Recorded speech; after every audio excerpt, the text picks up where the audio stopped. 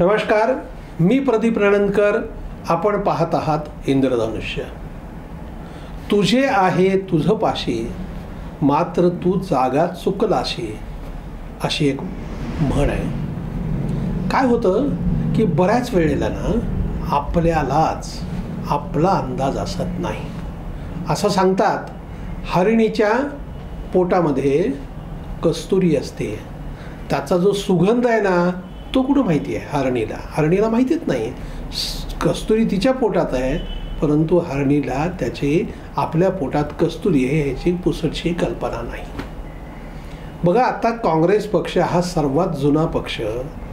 काँग्रेसबद्दल सगळी मंडळी टीकाच करतात, म्हणजे विरोधक टीका करतायत.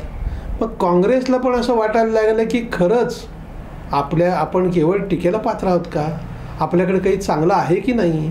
का केवळ घराणेशाहीचे जे आरोप होत आहेत तेच खरं आहे आणि त्यामुळे आपलं काही चांगलं आहे हे मांडताच येत नाही आहे. कितीतरी गोष्टी आहेत हो.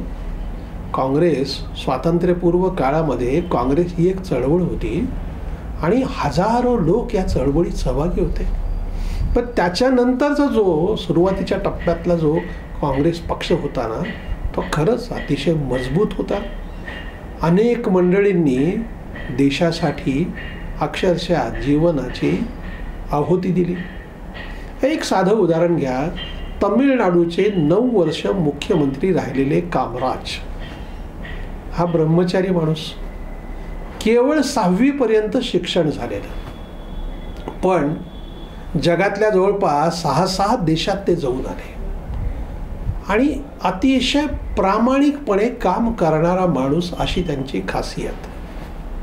आजही कन्याकुमारीमध्ये एक त्यांचं स्मारक आहे, प्रदर्शनी आहे, पण दुर्दैवाने तिकडे त्याची सगळी तपशीलवार माहिती सांगण्यासाठीची जी यंत्रणा आहे ती पुरेशी नाही आहे. एक बिचारा तिथे असलेला माणूस, 2 किलोमीटर दूर छोटा बालाजी का मंदिर, पारदम्मा का मंदिर, 2000 जन सुनामी, 8,000 जन मर गया. मेरा गंगा मेरे कपड़ा समुद्र के अंदर से फोटो खींचो. त्यालाही काही मानधन दिलं जात नाही आणि मग तिकडे येणाऱ्या व्हिजिटर्सकडून जे काही पैसे मिळतात त्याच्यावर त्याचे गुजराण होते. आता त्या माणसाकडे इतका खजिना आहे ना की कसे होते कामराज.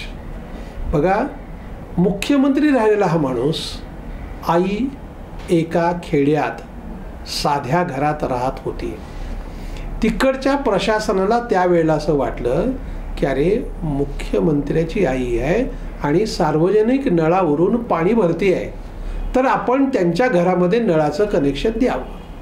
त्यामुळं मागणी नाही, कुठले पैसे भरलेले नाहीत. असं असताना तिथल्या प्रशासनाने त्यांच्या घरामध्ये नळाचं कनेक्शन दिलं. पाणी तिकडे आलं. कामराज हे आपल्या घरी आले. त्यांनी पाहिलं की आपल्या घरात नळ आलेला आहे.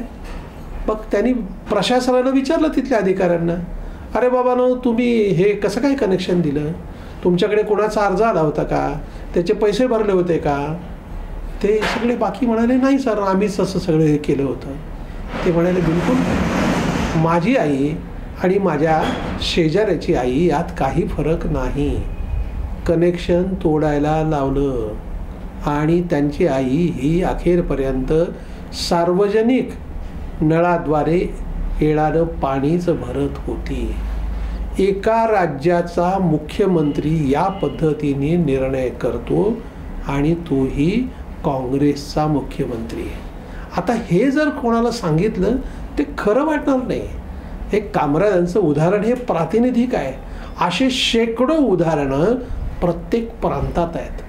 दुर्दैवाने त्याच्या पुढे जाऊन नंतरच्या ज्या पिढ्या आल्या ना, सांगे वडिलाची कीर्ती, अशा अवस्थेची झाली. आपल्या वडिलांनी करून ठेवलंय की आता फक्त आपल्या पुढच्या पिढीची बेगमी करायची आहे, या पद्धतीने लोक वागत राहिले आणि त्यामुळेच काँग्रेस दिवसेंदिवस गाळात चाललेली आहे.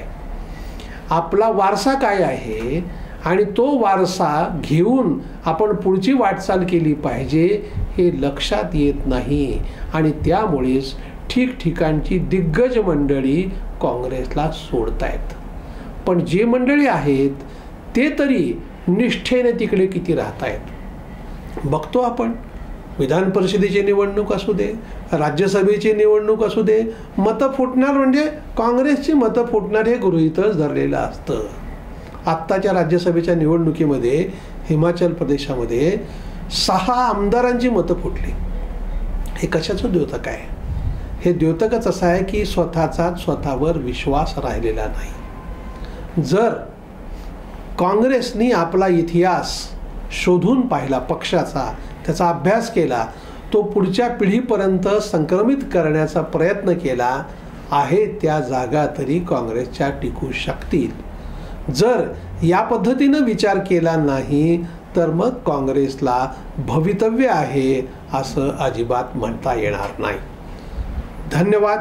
आपल्याला हा जर व्हिडिओ आवडला असेल तर तो लाईक करा, फॉरवर्ड करा व सबस्क्राईब करा.